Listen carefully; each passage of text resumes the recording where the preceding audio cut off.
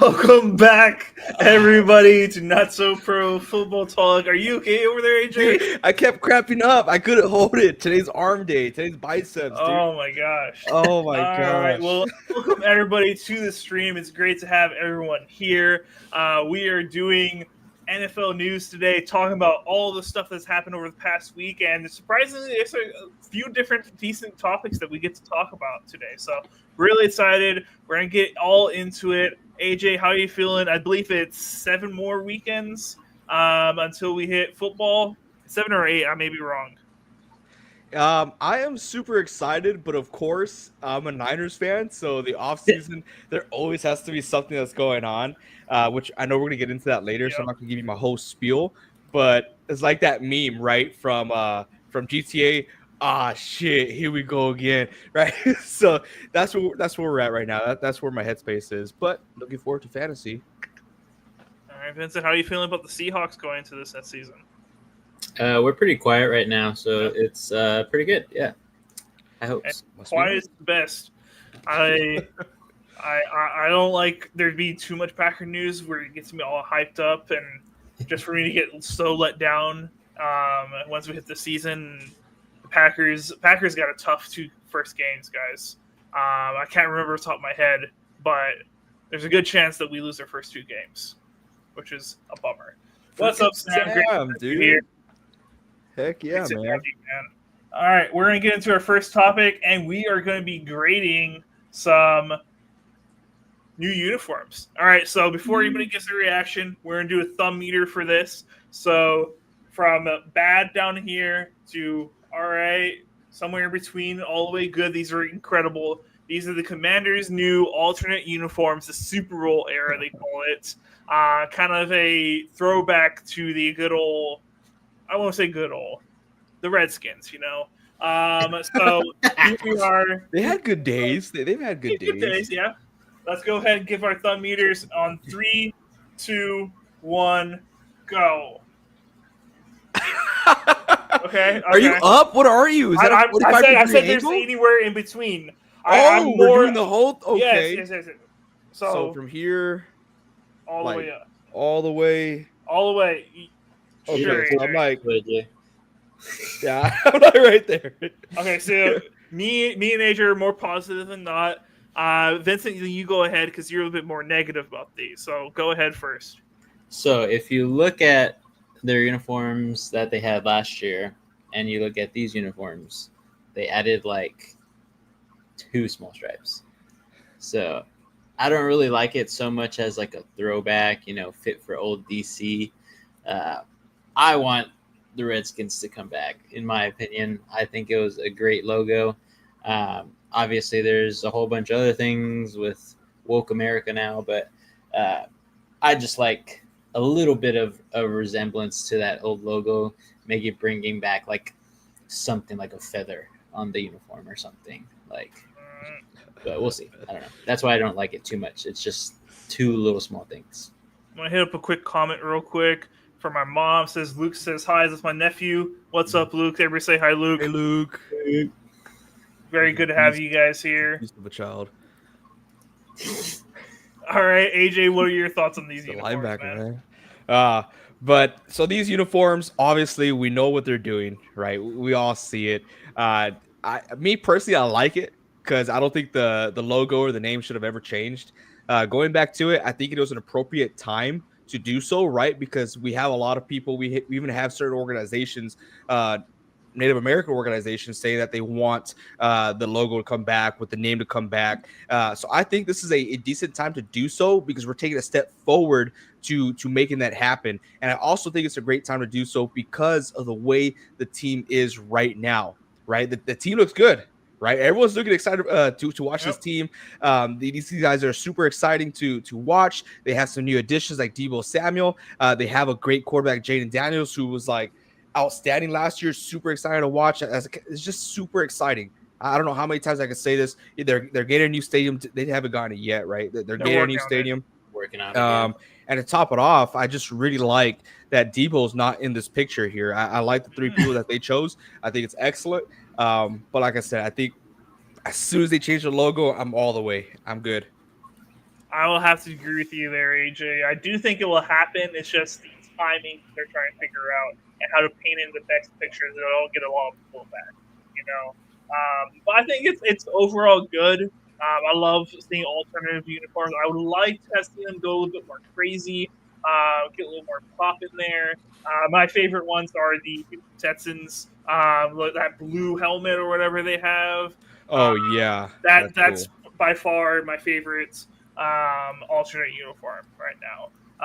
But we're gonna go and look at a different setup, and we have the New Orleans Saints have a new helmet, which we'll give our thoughts right now. All right, on 3, 2, 1, full thumb meter, wherever you want. On 3, 2, 1. All right, I'm gonna go first since I'm the most negative. Guys, this is just a white helmet with a few. Like, you got the Saints. I do like the stripe that the Saints in the middle of it. Exactly. Now maybe I'll go up a little bit, but overall, this is nothing special at all. Like, did not need an announcement at all. AJ, you're up next. I'm trying to look something up really quick. Okay, I found it. Okay, so the team has nothing going on for them. They suck. I'm gonna say it confidently. And y'all can attack me in the comment section like you did and embarrass yourself a couple years ago. But they absolutely suck. The only thing I like about this helmet, that's why I got a little bit of a nudge, is the gold bars, the gold face mask. And no, I'm not even going to say the Saints within the stripe. I'm not even going to say it because you know what? They already did it. They have a black football helmet with the Saints in the stripe. And you know what? Hey, let's become relevant. Let's just invert the colors of the helmet. Whoa. Whoa, hey. Reed, what's going on, dude? Let's just invert the colors of the helmet. I don't think it's creative. I think it's whatever. All white. Lame. I don't like it. Yeah, I like the gold trim on the helmet cage. It's pretty cool. Not very many teams do that anymore for their secondary or primary color. There are a few times when they bring it out, but usually you'll see a black or a white little cage there. And I think on people like Cam Jordan, who actually like to get some different cages on their helmets, and a couple of D linemen who do that too, it's going to look really sick. I do like the little emblems back there, but I have not been keeping up with the Saints, so I did not know that they had that before on their black helmet. I really don't pay attention to them too much. But yeah, I think it's a cool thing. Again, I agree with Rita. I don't think there needs to be an announcement for it, but you know, it's something new, so they got to showcase it a little bit. So I'm in the middle with it. All right. Dizzle, great to have you here. He's called it live. It's been a minute for sure. Great to have you guys back as we get closer and closer to football season. Next topic, guys. As a Dynasty Fantasy owner, unfortunately, I'm really upset about this. I'm going to read the report real quick. So Quishon Judkins, the new Browns rookie, allegedly, we don't want to get sued, allegedly, punched a woman in the mouth during an argument inside of his Lamborghini, which is crazy that a rookie has a Lamborghini SUV. He's been arrested for battery and domestic violence charge earlier this week. Vincent, go to you first. What is your initial reaction as just a football fan when you saw this? Obviously, a new upcoming guy who is supposed to be pretty dang good coming out of Ohio State, I believe. What's up, Nick? Ohio, yep. But, you know, when you go to Cleveland, you go to the Browns, not saying that it's a Cleveland thing, but it's pretty prominent there for Browns players to get into some trouble. The organization there really, I don't think has really said anything on this until it's gone to court or gotten settled. They'll probably report on it later. But honestly, it's a bad look for this kid. Not very good at all. I know that he's probably got some. I think he's signed his contract already. I'm not 100% Yeah, he's already sure. signed. Yeah, Guaranteed most of it, most likely. So he's got some guaranteed money, but I'm pretty sure there are some clauses in there that they for can arrest. Yes, Yeah, there most likely is. Yeah, so he could be in trouble. He could need to be able to pay that back because there are some clauses in there that everything is forfeited, basically, if it hasn't been paid out. So he's looking like he could possibly not even play this year or not even be on the Browns, just depending on how severe this is. Again, it says punched a woman in the mouth. Again, did it go farther than that? Were there any other areas of some bruising, scratches, anything like that? So we'll have to wait and see. It is a domestic violence charge, so that's totally off limits for the entire NFL, as we've seen many other players get suspended for it. And I think that's probably going to happen to him, even though he hasn't put a foot down in the gridiron there in the NFL yet. All right, to you, AJ, how does this affect if he does get suspended this year, which is up for debate because a lot of times the NFL will wait after the actual criminal case actually happens to actually issue a fine or a suspension. So if he was to get suspended this year, AJ, how would this affect fantasy-wide of him not being in that offense? If he were to get suspended, I do want to note, man, the Browns really do know how to pick him. But for me, this is great. I don't mind it because I'm in a dynasty league. I didn't draft a guy. The only thing I do mind is that I don't have Ford, which kind of sucks. But we talked about this our last fantasy podcast, Vince and I over here, about how reliable Ford is. But fantasy wise, this is huge. Because this guy was supposed to go out there and start leading the backfield. Now they don't have Nick Chubb, right? Now they have kind of a different look offense. Not everything's new, but it is a new look type of offense, and they drafted this guy with a purpose, right? They liked what they saw from him, and he was supposed to lead that backfield eventually throughout the season, and he has a lot of potential. It just sucks whenever you see, I guess I could say kids nowadays, right? We're getting kind of old. Kids so young, given all this money and fame and glory, to fall into these traps where, hey, dude, I don't know how old the guy is, but he's in a Lamborghini. He's being accused of punching a woman. I'm not gonna say I don't know what the situation is, and he just got drafted. You have so much going for you. It sucks seeing this, right? You see a career go down. Potentially his life has totally changed. But knowing the NFL, I highly doubt there's any consequences with him. But it's huge for fantasy because now you cannot be excited about drafting a running back in Cleveland. For sure. I'm definitely upset about it. As one, hate to see a kid throw his life away potentially. But as the genius that drafted him in our dynasty league, which starting to really be upset that we did our draft so early now. Yep. Just like the NFL. Yep. Pretty upset now that I basically lost out on the whole draft. The rookie draft. I'll trade you. I'll make a trade. Yeah, Reed, I'll trade you. I'll trade. He's on the trade block. You guys can go ahead and send your trades in. All right. Let's get into NIL deals. Probably why he has the Lambo. It's definitely going to be Jerome Ford's season, regardless at this point. Pat's got the right OSU player. Okay, and then is Conor McGregor on the itinerary tonight? He is not on the itinerary. I have no idea why he would be on it. I do not know any Conor McGregor news. And then Dizzle says Garrett Wilson got the bag. And that is our next topic right here, everybody. Garrett Wilson had a monster deal that just dropped just a few minutes ago, or like an hour ago. So, but the Jets have now extended Garrett Wilson to a 4-year contract, $130 million done. I believe this puts him at ranks like 4th or 5th as far as the biggest contracts per year in the NFL. And I believe it's averaging around 32.2, something like that, per season. So really big contract for Garrett Wilson. Love to see it. And I think it's well deserved. He's had 7 different quarterbacks throw to him in his pretty short tenure. And none of them have panned out, and he's been able to average 1,000 yards per season during these first few years. So from Zach Wilson to Aaron Rodgers to a whole bunch of other guys thrown to him. AJ, I hope. Did you just look up what Dizzle sent? Okay, I'm not going to look it up. I don't even know. I couldn't trust him whatsoever. Okay, now I got to know. No, but don't no, I don't. Don't. No, you won't Okay. appreciate it. Okay, all right.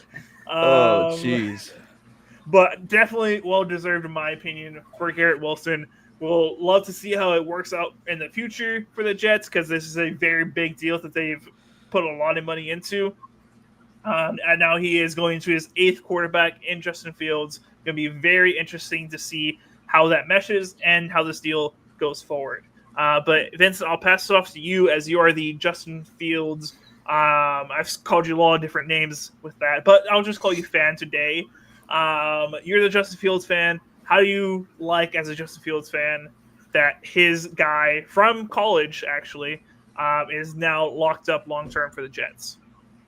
Yeah, man. I guess you can call me a ride or die for Justin Fields. I'll stand on the podium for that dude and talk about him all the time.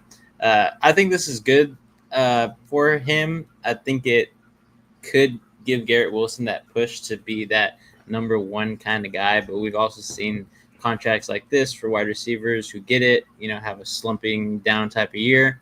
I think long term this is good for him, and I think it's good for the Jets as well, because they are going to have a guy that's going to be there working, coming every single day. He knows he wants to be a Jet now that he's paid. It's basically what happens. So that Garrett Wilson's going to work. That Justin Fields is going to work. They're going to continue to draft young pieces, and that is only going to boast these guys. But obviously, glad for Garrett Wilson, but I just hope that he capitalizes on it and has a stellar season. A lot of people in the fantasy world don't think he's number 1 wide receiver type material to draft in like those first 2 rounds. So he's probably going to fall to like 3rd, 4th.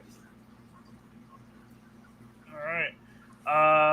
AJ, what are your thoughts on? I don't think I saw the right picture. Okay. AJ, what are your thoughts on this deal getting locked up? I think it was an absolute, what do you call this, masterpiece by Garrett Wilson's manager, because, hey, you found the perfect time to strike, right? You know that you have a great talent as far as Garrett Wilson.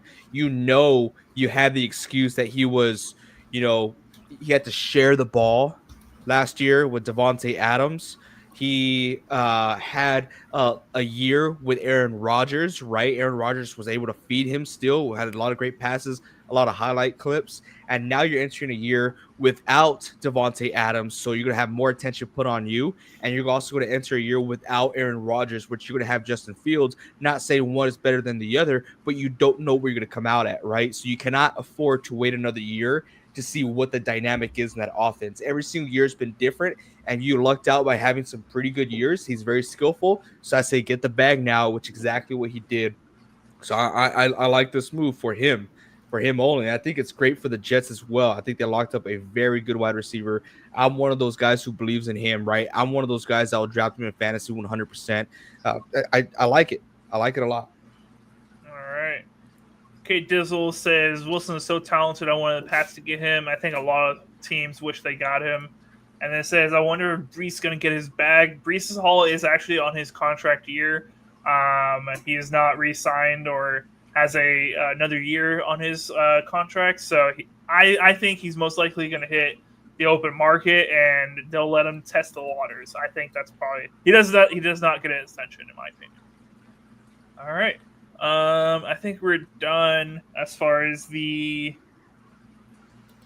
Garrett Wilson talk, but let's move on to our next topic, and we're going to be talking a little bit GMs. And we're all here. We've put on the GM hat before, try to be GMs for the NFL, and I think we'd be a lot better, in my opinion, than a lot of the GMs out there. That's just my hot take, because we constantly see these fools. making dumb mistakes almost every single time. But the big extension happened with the Chicago Bears. Ryan Poles, the GM of there, has now been extended. Forget exactly how many years, top of my head, but it was an extension to coincide with Ben Johnson's contract. So now they are now fully locked in. All right, and I think we're gonna have a pretty heated debate here, in my opinion, on should he have gotten this contract or not. So I'm against extending Ryan Poles. I'll say that right away. I will start my argument with a defense of this. Okay, so I'm going to start with saying I think this was smart and not repeating the same cycle of new GM, fire our new head coach, fire that one, then fire the Nets, and then the Nets, and it just continuously repeats. Okay, so I'm a fan of this, them being on the same page and having to be linked together. I'm a fan of that.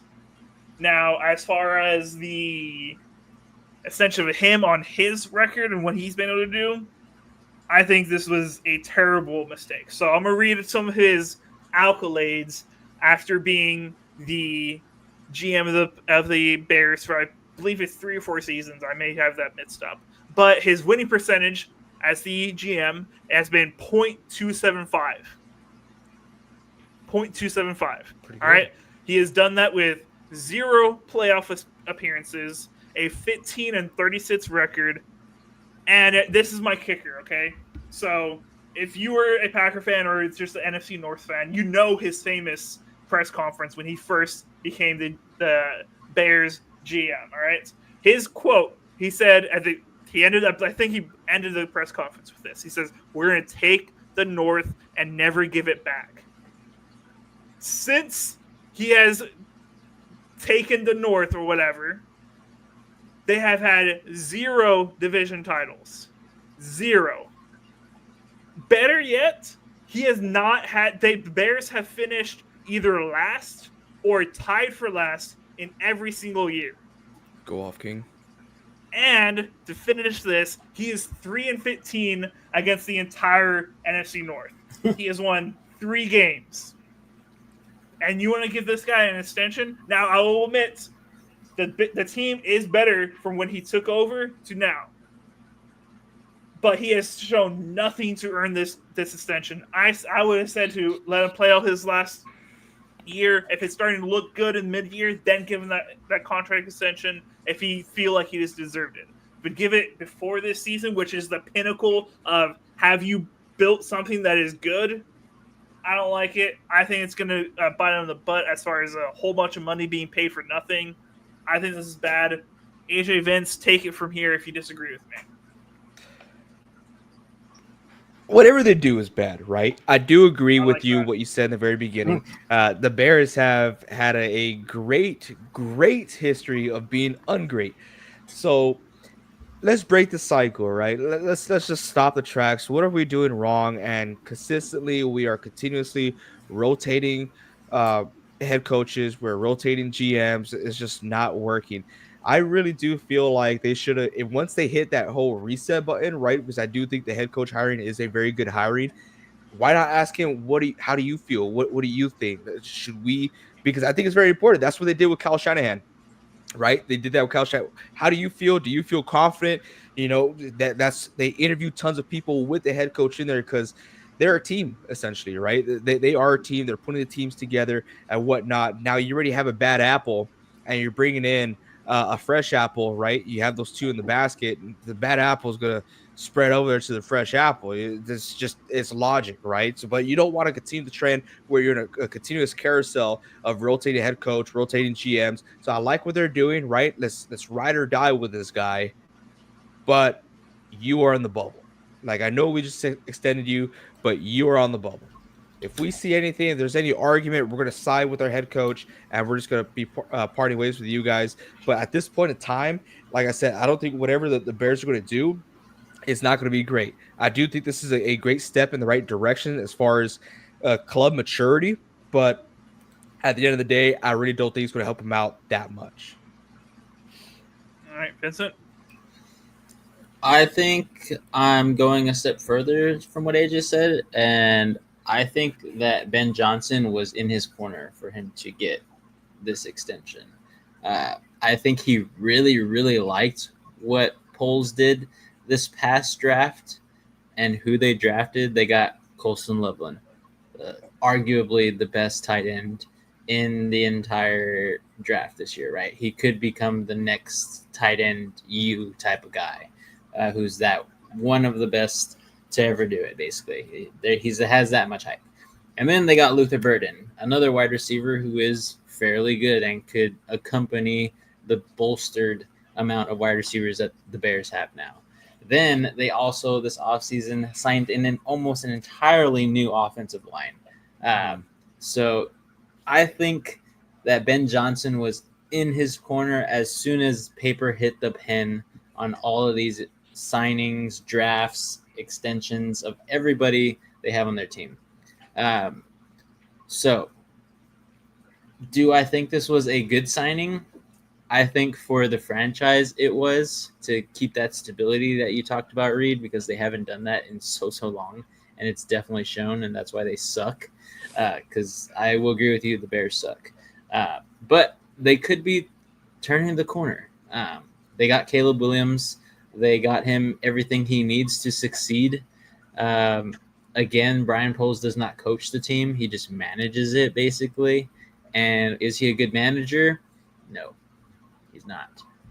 But when you have one of the highly sought out head coaches in his corner and the organization sees that, they're like, you know what?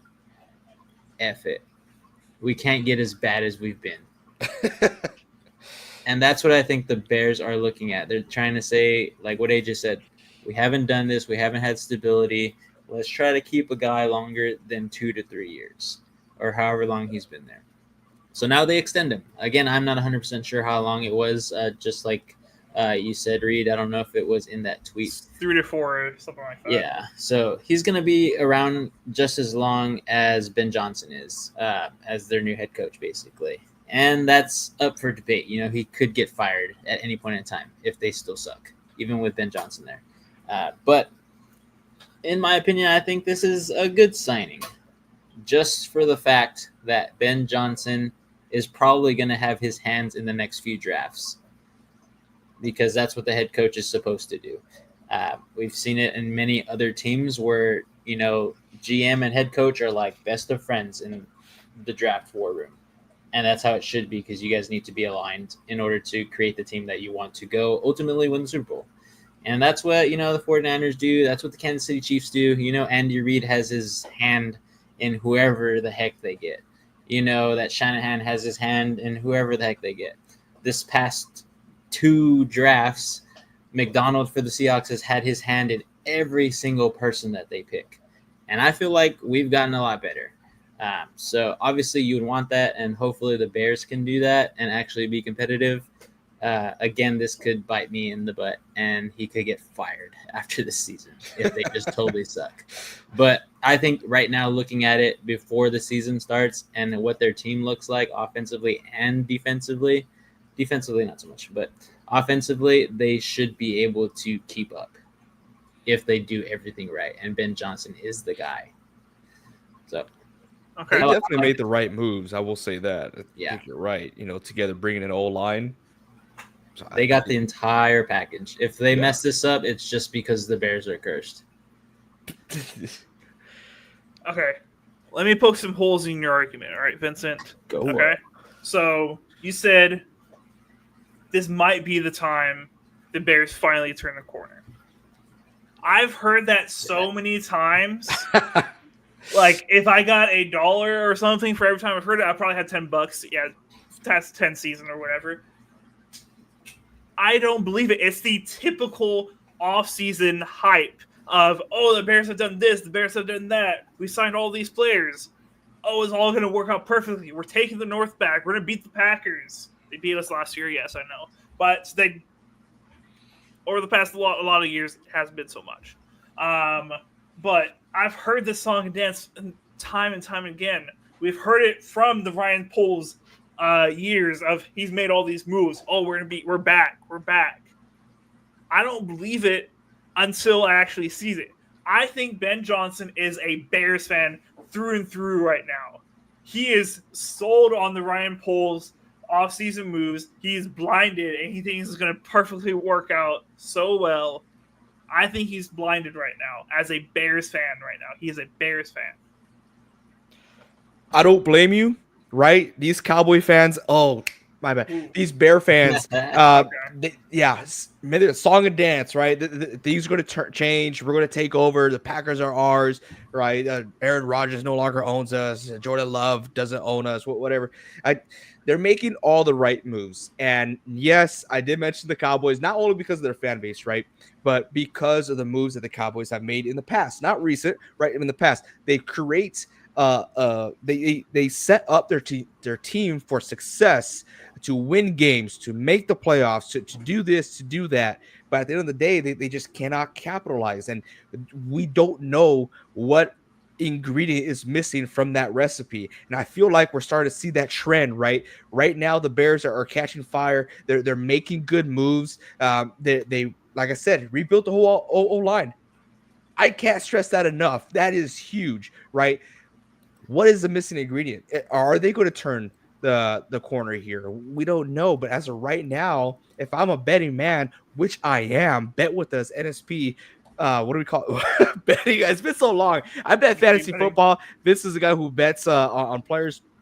But I'm a betting man. If I had to bet if the Bears going to have a good or bad season, winning, losing season, I'm picking the bad. I'm picking the bad. Completely agree. All right. Yeah, as my rebuttal, I never said this was their time. I didn't say they were going to go win the North or anything. I said this is their time to actually be competitive and hopefully keep up. So that's just to set the record straight. I don't think the Bears are going to win a playoff game. I don't think they're going to sweep the entire North and win the division. But I do believe that they are going in a right direction. As long as they can keep this team together. I know they have a few guys that are older, not on big, long contracts. So this is just a test run, basically. But this is way better than past years. And they have a highly sought-after head coach. I think he is a great offensive coordinator, but we have to see if he himself is going to be head coach material that can translate to turn a team around, a culture around. Because just like every team that gets a new head coach, the Packers have gone through it, the 49ers have gone through it in our lifetimes. You have to set that precedent as soon as you walk in the door. Do I think Ben Johnson's that guy? Probably not. I think he's a little bit, for lack of a better term, a little bit too soft as a coach. I think he's going to let the players kind of do their thing, kind of like how Pete Carroll did. But I don't think there's an identity here for the Chicago Bears, and that's going to be their downfall. I do not think they'll win more games than they lose. So I do think they'll have a losing record, but I don't think it's going to be with them having a top 10 pick in this next draft. I think they could get out of it. Also want to throw this in there, right? Because it doesn't always, usually it does, 99% of the time it does, right? You gotta fall back on the coach or GM. But guys, let's ask ourselves, do we really trust that the Bears can turn the corner with quarterback Caleb Williams? He was supposed to have an excellent season last year. They loaded up the wide receiver core, which we all know, right? Wide receivers don't fix everything. Look at the Cincinnati Bengals, right? But Caleb, were we really impressed with the way he performed last season to the point where, like, okay, he could turn it up. He could be somebody, right? Me personally, I think I don't want to say the odds are stacked up against him. I do like that he has the O-line, which I've said like 75 times already this podcast. I do like that. So new protection, more time, more accurate passes, hopefully, right? He has new wide receivers. Okay, younger guys that he could relate to, getting infused with. But I don't know if I believe in this guy fully. He came out of the draft super cocky, didn't perform in front of teams.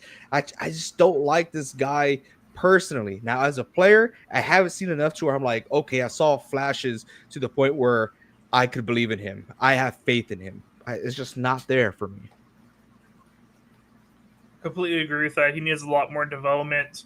The people try to prop him up with his low interceptions that he threw last year. I think it was like 3 or 4 or something like that. But if you watch the tape, he was scared to throw the ball. He was getting beat up on the line so quickly, he was scared to throw the ball. That's why he threw so little interceptions. So I think at the end of the day, I would say I'm thankful that they extended him because I think this is a bad decision. So I will say the Bears will continue to suck. Now let's go into some quick comments. I've been in so many player props this September. Just need to get the funds up. There we go. Red Sox 10 straight. Got to win to 87 wins. Don't know anything about baseball. It, baby. They're killing it right now. Vikings take a huge step back this year. Amen to that. Watch the tape, Reed. I did watch the tape. Don't. I know. I read it first. He got we're not showing close. it. Definitely the over. Over. Yeah. I didn't see a good pick of it. So I don't think you need a good pick to see that. Right. But how dare you, Reed? How dare you skip out on the 49er comment? Like, are you serious? I'm setting it up. Dude, you messed up my perfect setup. Baby. I'm sorry. Back off. Let's rewind a little bit, okay? All right. So that's our end of the Ryan Poles stuff. But we've been talking the past 2 topics about players getting paid or people getting paid. Ryan Poles got paid. Garrett Wilson got paid. Who didn't get paid?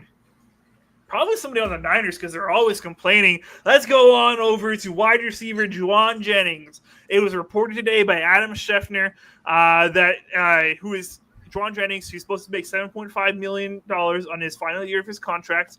He either wants a new contract or a trade. AJ, I'm passing off the mic to you. I'm not going to set up even more than that, but if you could tell us your reaction to that. What do you think it's credible source about this? And then also, if you could answer this at the tail end of your rants here, okay? Yeah, sure thing. So I think Shefty sucks, right? I'm not going to believe a word he says. Amen. My Jenny Jennings won't ever do that to me, okay? He's my little Pookie Wookie bear that won't ever hurt me. That's the one guy that I gloated about all offseason. Like, oh, this is a guy that wants to be a Niner. This guy that wants to be here, which, it's true. I still believe that it is true to this day. I do not believe that he's coming with ill intentions like, hey, I really want to be out or I really just need a bigger paycheck. Look what we talked about these past 2 podcasts, right? Dizzle says Juwan Jennings sucks. I have to disagree there, right? The past 2 seasons, we talked about this. So now I get to put my money where my mouth is. This guy has been the wide receiver 1 for the past 2 seasons. And what happened 2 seasons ago? We gave him probably one of the poorest deals out there. This season, Vincent Reed, this season, he's only getting paid off of incentives. That's it. That's how cheap of a deal we got Juwan Jennings. And why did he take that deal? Because he wanted to stay in the Bay. He wanted to stay with the San Francisco 49ers. So no, I don't believe this is a situation where it's like Deebo Samuel or Brandon Ayuk. I think this is his manager and himself thinking about his family because he does have a family. Hey, this is a good opportunity for you to capitalize. You want to stay with the Niners in the future? I think you have a real future here. Deebo Samuel's no longer here. Brandon Ayuk is a head case every single season. You've been the wide receiver 1 the past 2 seasons, and obviously they need you, which we do. The Niners do need Juwan Jennings. He has a great connection with Brock Purdy. You can't deny that. It's really good. Third and Juwan, yeah, that's him. That's the Juwan Jennings there. Every single third down is like an automatic. It's a cheat code to send to him. So, yes, it would be stupid for the Niners to trade him and not give him what he wants. Not really what he wants, but what he deserves. Because, like I said, past 2 seasons, was the wide receiver 1. He stepped up to the plate when everyone else was either injured or just plain out did not want to. He was the unsung hero last year, and I love the dog that he has in him. So yes, I do. You look at the Patriots right now. No one wants to go out there. Okay, you have Stephon Diggs, and that's because I love Stephon. But sorry. I lost my train of thought here. Getting ready, but where was I? Jawan Jennings, he deserves it, absolutely. So yes, I'm glad that he's asking for it, because the last thing you want to see is a Chris Godwin type situation, right? Not saying he's on that level, but he's on his last year. He's only getting paid off incentives, and he's already being asked to be the wide receiver 1 again for the 3rd season in a row, because Ayuk's not starting off the season. So get your money, get a contract, stay in the Bay, stay in Niner. Everyone loves you. You love it there. And the Niners cannot fold here. The only way we trade Jawan Jennings, because if some stupid team wants to send off something very high, like something more than a 4th rounder, then they would send it. But it's not going to happen. And we're starting off the season going up against the Seattle Seahawks. We cannot afford to be missing a key piece like Jawan Jennings in a game that is just so crucial. And yes, I know it's the first game of the season, but believe me, divisional games, especially Niners Seahawks, important, very important. You cannot take that lightly. It is a must win for both teams right off the bat, week 1 of the season. You could agree here, can't you, Vince? Yeah, that's why I hope that Jawan Jennings doesn't get paid. Justice for Juwan. Justice for Jawan? We treat him so... What do you mean? Justice. Oh, my gosh, dude. Oh, gosh. But yeah, I agree with AJ. They're going to start the season off with a tertiary wide receiver, so wide receiver 3, probably being suspended for a couple of games, probably going to be like 2 or 3. So he's not going to be there for that first game. Now, Ayuk, I don't remember what his timetable is to come back, but he's not going to be healthy in order to start in week 1, in my opinion, off of that ACL injury. So Jawan Jennings and Pearsall basically are the only guys there that you can count on besides Kittle. Obviously, Kittle just freaking loves to go off against the Seahawks, no matter if it's a home game and away game. Kittle is always there and always relevant. They're going to get Christian McCaffrey back. Again, I haven't been watching any 49ers tape of anything like that, so I don't know how good he is at this point in time. Is his pep in his step back? Who knows? Again, practice is different than the game, but if anybody has it in practice and can translate it to the game, it's Christian McCaffrey. So obviously the 49ers are not going to be a pushover for the Seahawks in week 1 if Jawan Jennings isn't there, but it's definitely going to be a lot easier, in my opinion. But I think that the 49ers and Jawan Jennings will get this done by the time week 1 happens. Do I think it could get to his head? I hope so. I hope this guy just grows a big head like Ayuk and just craps the bed. He physically already has a big head. Yeah, he does. If you guys haven't, seen a picture of him, he has a ginormous head. I like his red hair. It makes his head look even longer.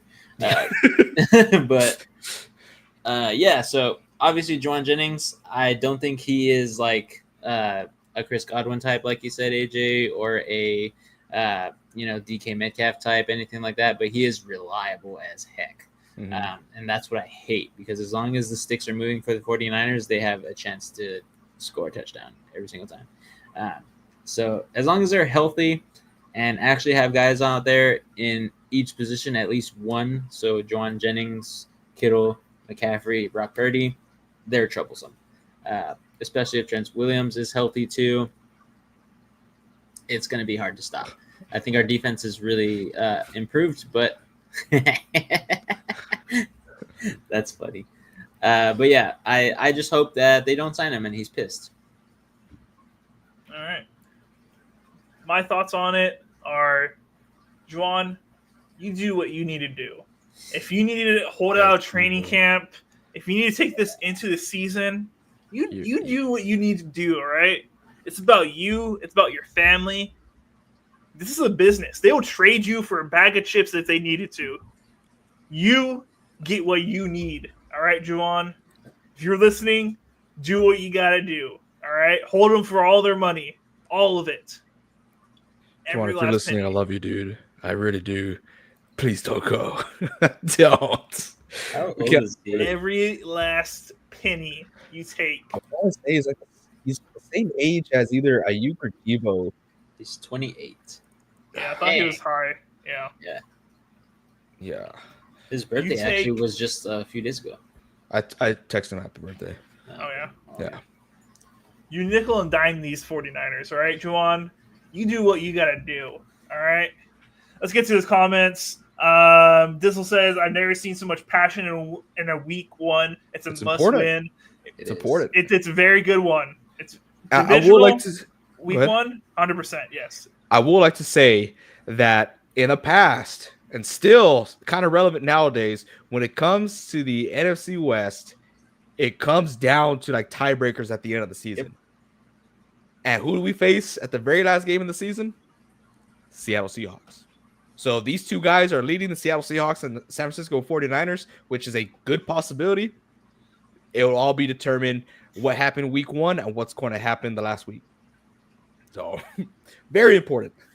All right. When's the next mock draft?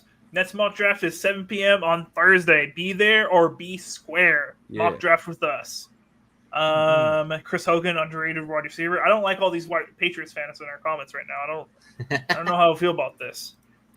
Raiders at Pats in meaningless week one. Yeah, it's a pretty meaningless game. It's just like you ever seen a cripple fight? You know, just two. All right, tune-up game for us. Oh yeah, tune-up game. Got it. Tune-up game, yeah. Oh, All right. gosh, Do you have man. any last comments about jeez. Juwan? No, I don't think I have All right. anything. All right, then we're gonna end off the podcast on this comment right here. Kate Dizzle says we got a bright future blooming. Vrabes and Drake, only white guys with bigger pieces than whatever. All right, but AJ Vince, we together are going to do a thumb meter of how we think the Patriots will do this upcoming season. All right, everybody fist up. AJ, thumb meter about the Patriots. On 3, 2, 1. It got stuck. I don't even Yes. think it had enough juice to come out. Oh no. Oh, jeez. Jeez. Well, that's how we Goodness. feel about the Patriots going up to this next season. All right, 10 wins. This guy, That's funny. he's dude. not okay. Drinking the put- juice. Put $1,000 on it. Yeah, Do it. bet me 1,000. Patriots 5 big booms. No, we give it one boom. No. One boom for the Patriots. 3, Boom. 2, 1. Boom. Boom. Boom. 8 wins. Max, I don't know about 10. Yeah, they're not. All built- right. not built We've to win. got some very high Patriots fans in the chat. Thank you guys so much for tuning in. I think that's going to be it for us. Unless anybody has any last comments, AJ, Vince? I do not. Nah. All right. We'll be back on Thursday for our mock draft. All right, guys. You guys want to come in there, talk some smack with us, take AJ's picks. Make sure you are watching his wish list as he picks, okay? So you can take all his players right before he takes his, okay? They're already starting, dude. They're already starting. Liam and Nestor, you guys are on my list, dude. You guys are on my list, my hit list. Always make sure you take all AJ's players. That's the best thing you can do in these mock drafts, all right? Get them uncomfortable, all right? But thank you guys so much for tuning in. This is a really good one. And then, yeah, that's all we got. Thank you guys for tuning in. Until next time, keep on grinding.